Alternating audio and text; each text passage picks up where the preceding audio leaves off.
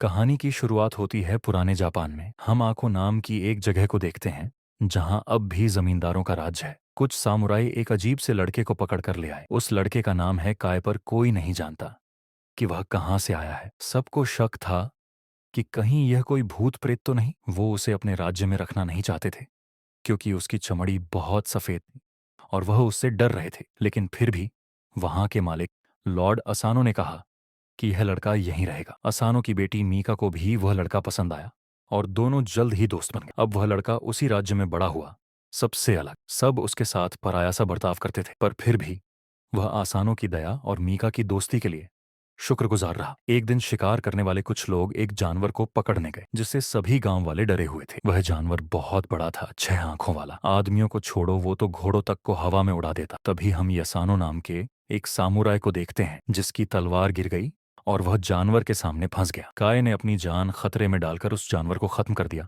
उसने यसानो की जान तो बचाई ही, साथ ही उसकी तलवार उसे वापस दी। यसानो ने घिन्न से कहा, मैं मर जाता तो ही बढ़िया था, इस अशुद्ध ने मुझे बचाया। चे वह सभी लोग यह मानते थे कि काय कुछ अलग ही है। खैर, जल्द ही बाकी सामुराई वहां पहुंच गए और उन्हें लगा कि यसानो ने ही इस जानवर को मारा होगा। यसानो भी चुप रहा और सारा क्रेडिट खुद ही ले गया। वहां से जाने से पहले काय ने एक अजीब सी सफेद लोमड़ी देखी जो उसकी तरफ एकटक देख रही थी। उसकी दोनों आंखें अलग रंग की थीं। इसी दौरान दूसरे राज्य नगाटो में वही सफेद लोमड़ी उनके मालिक लॉर्ड खीरा के पास गई। अचानक लोमड़ी एक खूबसूरत औरत में बदल गई। वह असल में खीरा की जासूस है।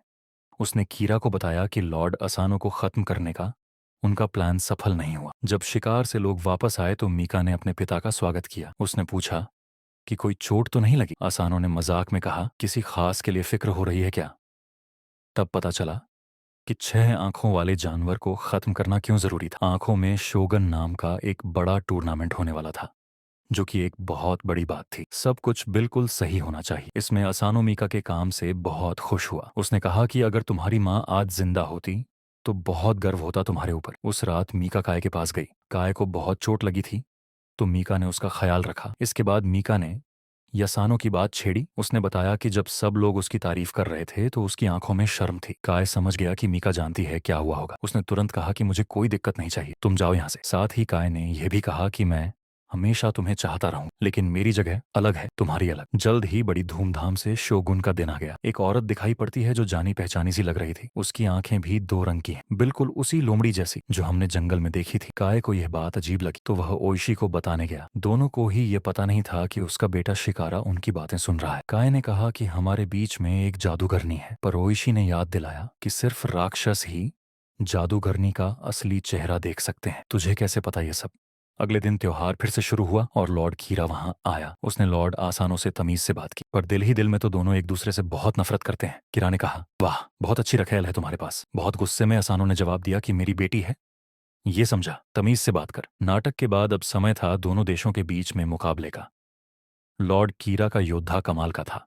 सब लोग उससे काफी इंप्रेस हो गए। कीरा ने चिढ़ाते हुए मीका से कहा, चिंता मत करो, मुझे यकीन है कि तुम्हारे पिता का चुना हुआ योद्धा भी उतना ही ताकतवर होगा। लेकिन किसी को भी उस पर ज्यादा भरोसा नहीं था क्योंकि उसके पिता ने यसानो को चुना था। ये सोचकर कि उसी ने 6 आंख वाले उस जानवर को मारा है, सब सोच रहे थे कि यासानो आता ही होगा।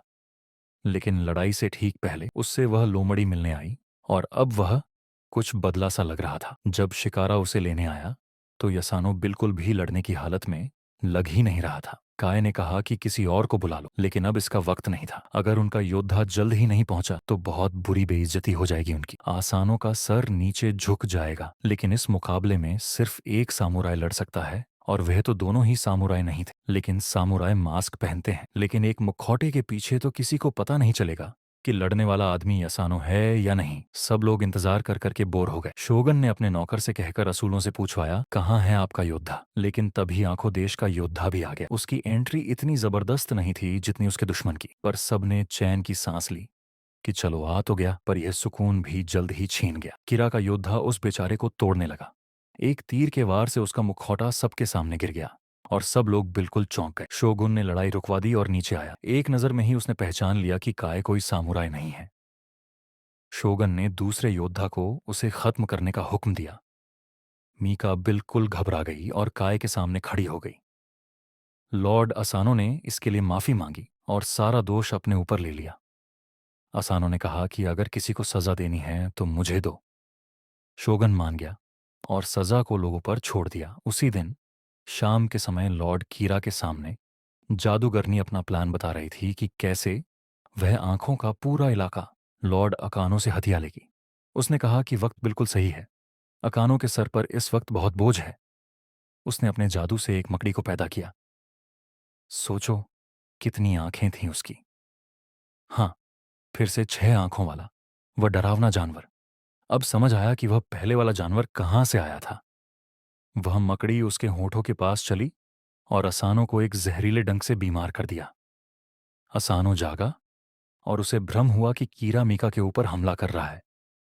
उसने तलवार उठाई अपनी बेटी को बचाने के लिए, पर यह सब तो उसके दिमाग में चल रहा था। लेकिन जो हमला उसने कीरा पर किया वो सबको दिखाई दिया।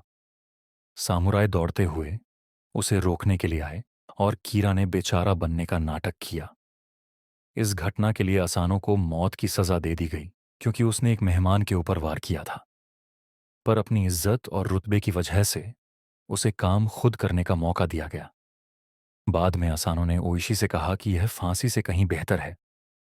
ओइशी ने कहा कि यह गलत है। आपकी गलती क्या है? आपको वश में किया गया था। पर असानो अब सिर्फ अपने परिवार की इज्जत बचाने के बारे में सोच रहा था। इसके बाद वह मीका से अलविदा कहने चला गया। उसने मीका से कहा कि रोना मत, उन्हें दिखाना मत कि तुम कमजोर पड़ रही हो। फिर वह एक जगह गया ओइशी के साथ। ओइशी ने उसके लिए तलवार साफ की। काय अभी भी अपने घाव से उभर रहा था, लेकिन बाकी सब वहीं मौजूद थे और उन्होंने असानो का अंत देखा। सामुराई उसकी मौत का बदला लेना चाहते थे। ओइशी ने कहा कि अगर अब लड़ाई शुरू हुई तो उनके पूरे इलाके में लोग खतरे में पड़ जाएंगे। सिर्फ योद्धा नहीं, बल्कि किसान और गांव वाले भी। योद्धाओं का पहला फर्ज होता है बाकियों के बारे में सोचना। मी ने शोगुन से कहा कि असानो की इकलौती बेटी होने के नाते वो ही इस पूरे इलाके को संभालेगी जब तक उसकी शादी नहीं होती। पर वह नहीं जानती थी कि सब कुछ तो पहले ही तय हो गया है। अब से लॉर्ड कीरा ही इक्को के इलाके का मालिक है। मीगा को शोक मनाने के लिए 1 साल दे दिया गया। उसके बाद उसकी शादी कीरा से कर दी जाएगी। ओइशी और असानो के बाकी फौजियों के लिए शोगुन ने ऐलान किया कि अब वह सामुराई नहीं रहे, अब वह रोनिन है। मतलब सामुराई जिन्होंने अपने मालिक को खो दिया। उसने यह भी साफ कह दिया कि तुम लोग बदला भी नहीं लोगे। कीरा ने पावर में आते ही सबसे पहला काम यह किया कि रोनिन को अपनी जमीन से निकाल दिया। उसने कहा कि कोई रोनन वहां मिला तो उसे मार दिया जाएगा। मीका यह सुनकर बहुत ज्यादा दुखी हो गई। और अभी सब कुछ खत्म कहाँ हुआ था। काय को एक रस्सी से खींचकर वहां लाया गया। हीरा ने अपनी होने वाली पत्नी से कहा कि उसे एक आखिरी बार देख ले, क्योंकि अब वह उसे कभी नहीं देख पाएगी। फिर उसने अपने एक आदमी को बुलाया और कहा कि ओइशी के साथ क्या करना है। उसे ओइशी पर बिल्कुल भरोसा नहीं था, जिस वजह से उसे जेल में फेंक दिया गया। वह पूरे 1 साल तक वहां पड़ा रहा। एक तेज बारिश वाले दिन उसे खींचकर बाहर निकाला गया और उसके कमजोर शरीर को वहीं छोड़ दिया गया। उसकी पत्नी और बेटा दौड़कर आए। उन्होंने उसे गर्म खाना दिया। पत्नी ने बताया कि उसके सभी लोग आकू क्षेत्र को छोड़कर चले गए। मीका को महल में ले लिया गया शादी की तैयारी के लिए, क्योंकि उसे दिया गया 1 साल अब खत्म होने वाला है। ओइशी ने पूछा कि काई के साथ क्या हुआ। शिकारा ने बताया कि उसे तो कहीं दूर गुलाम बनाकर बेच दिया गया है। अब जब ओइशी ने खाना खाया तो सभी बातें जान लीं। वह खड़ा हुआ और लड़के से कहा कि तुरंत 3 घोड़े चाहिए। उसकी पत्नी ने रोकना चाहा, लेकिन ओइशी ने कहा कि पूरी दुनिया से कह दो कि हमारा तलाक हो चुका है। कुछ काम है जो बहुत ज्यादा जरूरी हैं, और यह मेरे पास इकलौता तरीका है तुम्हें बचाने का। ओइशी ने उसे अलविदा कहा।